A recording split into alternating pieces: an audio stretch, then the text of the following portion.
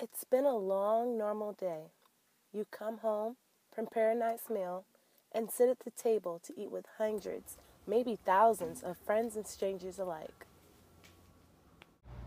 Normal day, right? Sure it is. My generation in particular have been burdened with the unlimited access to worldwide people and technology.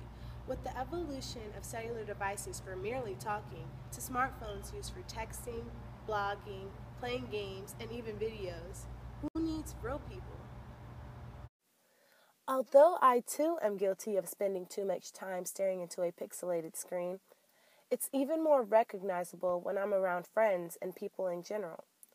Whether I'm at a restaurant or a park, the cell phone seems to have created a phony world that drains the energy to be intimate and converse in the real one.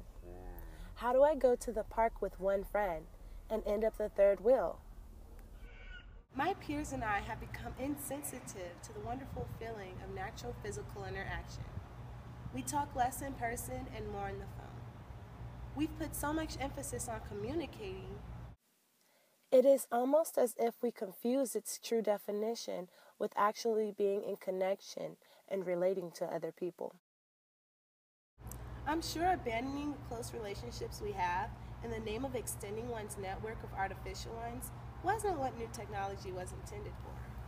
But still, a study by the University of Essex found that simply putting a phone on a table increases distrust, disconnection, and a lack of empathy between two people versus those without a visible phone out. This study didn't even include actually using the phone. A lot of people may say, in a time where minimal input is desired to get maximum output, that we just don't have the time anymore. We don't have time to look our loved ones in the eye and share special moments in the age of optimal productivity and multitasking. But studies by the American Psychological Association suggest that doing many things at once does not necessarily increase productivity. In fact, multitaskers are more likely to have issues performing at their best potential and tuning out distractions. It's no wonder why the old schoolers who enjoy conventional ways of communicating wonder what the fuss is all about. They wonder, how are we so hypnotized by a piece of plastic that we can struggle to do tasks as basic as walking? We love to overuse the phrase, actions speak louder than words. But it's more than a phrase. A study showed that literally 7% of communication is verbal and 93% is body language. Yeah, I don't think he's going to see that, Julia.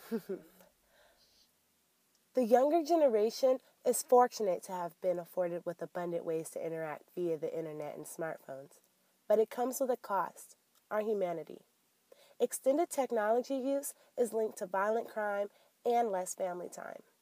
It's up to our loved ones, family members, parents, mentors, our older and wiser influences. Tell the cool cats to get off of Facebook and Angry Birds and go outside and play with their real friends.